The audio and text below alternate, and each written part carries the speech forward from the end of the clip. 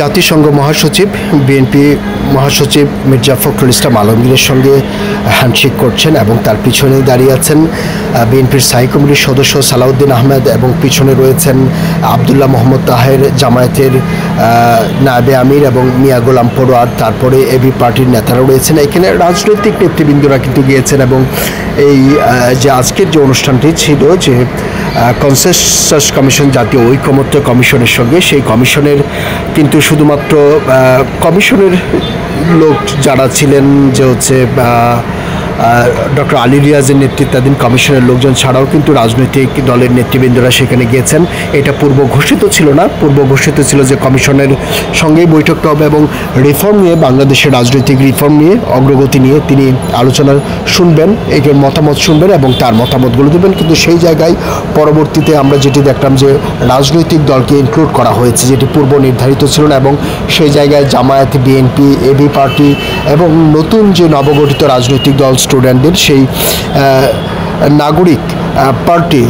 National citizens পার্টির যে নাহিদ ইসলাম কিন্তু সেখানে উপস্থিত ছিলেন এবং সেখানে থেকে বের হয়ে তারা কিন্তু বেশ কিছু মতামত দিয়েছেন যে বাংলাদেশের যে এখন যে রাজনৈতিক কর্মকাণ্ড চলছে এবং যে সংস্কারের কথা বলা হচ্ছে, সেই সংস্কারগুলো কিভাবে হবে এবং সংস্কার আগে হবে নাকি নির্বাচন আগে হবে, যে একটা বিতর্ক আছে, সেই বিতর্কগুলো নিয়ে কিন্তু তাদের প্রত্যেকের অবস্থান তুলে ধরার চেষ্টা করেছেন। এবং ব্রিফিংয়ে আপনারা একটা জিনিস হয়তো খেয়াল করবেন যে বিএনপি মহাসচিব হয়তো কিছুটা বিরক্ত হয়েছেন যে এই জায়গায় কেন বাংলাদেশের রাজনৈতিক অভ্যন্তরীণ বিষয়গুলো নিয়ে কেন জাতিসংঘের মহাসচিবের সঙ্গে আলোচনা করা হবে, সেই বিষয়গুলো নিয়ে ব্রিফিংয়ে বিএনপি মহাসচিব মির্জা ফখরুল ইসলাম আলমগীরের কিন্তু এক ধরনের বিরক্তি ভাব কিন্তু আমরা খেয়াল করেছি। এবং নাহিদ ইসলামের পক্ষ থেকে এবং বিএনপির পক্ষ থেকে তারা তাদের অবস্থান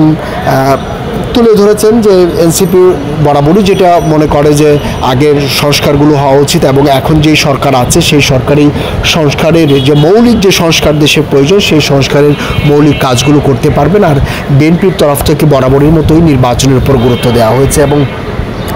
এরপরই কিন্তু এই যে রাজনৈতিক দল এবং ঐকমত্য কমিশন, আরেকটি ব্যাপার যে হচ্ছে ঐকমত্য কমিশনের কিন্তু কেউ কথা বলেন নাই যে তারা সংস্কারের ব্যাপারে কী কী বিষয়গুলো বলেছেন। একটা বিষয় আপনাদেরকে বলতে চাই যে এই 4 দিনের সফরে জাতিসংঘ মহাসচিব এসেছেন, তিনি একটা বিষয়ে জোর দিয়েছেন যে we are here to support বাংলাদেশের রিফর্ম, যে বাংলাদেশের যে সংস্কার কার্যক্রম চলছে সেই ব্যাপারটাকে সাপোর্ট দেওয়ার জন্য, পূর্ণ সমর্থন দেওয়ার জন্য এসেছেন, সেটি তিনি অকপটে স্বীকার করেছেন। এবং গত কয়েকদিন আগে একটা ব্রিফিংয়ে আমরা দেখেছি যে 1/11-এর সময় জাতিসংঘ বাংলাদেশের যে সংস্কার কার্যক্রমে পূর্ণ সহযোগিতা করতে পারে নাই বা মনোযোগ ছিল না, সেই ব্যাপারে সেটি যে ভুল ছিল তাদের, সেই ভুলগুলো কিন্তু তারা অকপটে স্বীকার করেছেন এবং তারা এখন এই পর্যায়ে এসে 2024 সালের এবং 2025 সালে এসে যে সংস্কার কার্যক্রম শুরু হয়েছে শেখ হাসিনার পতনের পর, সেই জায়গায় তারা আর নতুন করে সেই ভুলটি করতে চান না এবং সেইটা তারা অনেকটা স্পষ্ট করে বলেছেন। এবং গতকাল যে উপদেষ্টার সঙ্গে বৈঠক করেছেন যে প্রধান উপদেষ্টার সঙ্গে বৈঠক করেছেন, তারপর পররাষ্ট্র উপদেষ্টার সঙ্গে বৈঠক করেছেন, সেই বৈঠকগুলোতে কিন্তু তিনি এই যে সংস্কার কার্যক্রম বাংলাদেশকে কিভাবে এগিয়ে নেওয়া যায় এবং বড় সংস্কারগুলো কিভাবে করা যায় এবং বড় সংস্কার হলে নির্বাচন পিছিয়ে যেতে পারে এবং ছোট সংস্কার হলে হয়তো ডিসেম্বরে নির্বাচন হতে পারে, এই বিষয়গুলো নিয়ে একটা খোলাখুলি আলোচনা করার কিন্তু তারা চেষ্টা করেছেন। এবং সেই জায়গায় বিএনপি তাদের মতামত তুলে ধরেছেন, জামায়াত ইসলামী, এনসিপি তারা তাদের মতামত তুলে ধরেছেন। তবে এইখানে আরেকটা বিষয় যে এই সংস্কার যে তারা চাচ্ছে এবং খুব র্যাডিক্যাল একটা সংস্কার চাচ্ছে, একবার আমূল পরিবর্তন চাচ্ছে, সেই জায়গায় একটা বিষয় যদি খেয়াল করি যে আজকে এই যে রাজনৈতিক দল জাতীয় ঐকমত্য কমিশনের পাশাপাশি তারা তরুণ প্রজন্মের সঙ্গে বসেছেন এবং তরুণ প্রজন্ম তারা একটা জেস্ট উপস্থাপন করবেন তাদের যে পরিকল্পনা আছে এবং এবং এবং এটার মডারেটর হিসেবে থাকবেন যে সরকারের যে তথ্য উপদেষ্টা মাহফুজ আলম এবং যিনি এই যে জুলাই বিপ্লব যেটি হয়ে গেল সেটির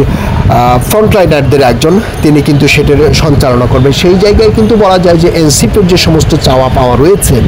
অর্থাৎ ন্যাশনাল সিটিজেন্স পার্টি যে সমস্ত চাওয়া পাওয়া,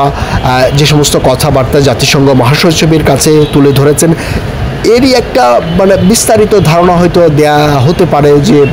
সরকারের তরফ থেকে যেই তরুণ প্রজন্ম যারা এখানে গিয়েছেন তারা হয়তো সেই ধারণাগুলো দিতে পারেন। এবং আরেকটা ব্যাপার কিন্তু যদি সেটি হয় তাহলে কিন্তু নির্বাচন প্রক্রিয়া পিছিয়ে যেতে পারে, সেটি কিন্তু একটা ধারণা করাই যেতে পারে। এবং এর পাশাপাশি দেখেন যে আজকে যে সারাদিন যে জাতিসংঘ মহাসচিব অ্যান্টোনিও গুতেরেস এই যে প্রোগ্রামগুলো, পলিটিক্যাল প্রোগ্রামগুলো করছেন, এরপরে তিনি পররাষ্ট্র উপদেষ্টা ডক্টর তৌহিদ হোসেনের সঙ্গে একটা জয়েন্ট ব্রিফিংয়ে অংশগ্রহণ করবেন বিকেল নাগাদ। তারপর তিনি তার পুরো বিস্তারিত বিষয়গুলো তুলে ধরবেন। তবে এর আগে সকালবেলা কিন্তু তিনি জাতিসংঘের যে বাংলাদেশে যে প্রতিনিধিরা আছেন তাদের সঙ্গে বৈঠক করেছেন এবং সেখানে গুলশানে একটা জাতিসংঘ ভবন উদ্বোধন করেছেন এবং সেখানে বাংলাদেশের সঙ্গে 50 বছরের যে সম্পর্ক সেখানে নানা ফটো গ্যালারি তিনি পরিদর্শন করেছেন এবং সেইখানেও তিনি কথা বলেছেন। এবং সেই কথার মধ্যেও কিন্তু বাংলাদেশের যে রোহিঙ্গা কার্যক্রম, গতকাল যে রোহিঙ্গায় গিয়েছিলেন এবং এই রোহিঙ্গা পিছিয়ে পড়া রোহিঙ্গা কার্যক্রমকে আরও কীভাবে সামনে আনা যায়, সামনে তুলে ধরা যায়, বিশ্ববাসীর সামনে নতুন করে আলোচনার খোরাক জোগানো যায়, সেই জায়গাটায় তিনি আবারও ফোকাস করেছেন। এবং সর্বোপরি তিনি ওই জায়গায়ও বলেছেন বাংলাদেশের রিফর্ম কিন্তু ঠিকঠাকভাবে হতে হবে, যেটি হয়তো জাতিসংঘের চাওয়া কিংবা যুক্তরাষ্ট্রের চাওয়া।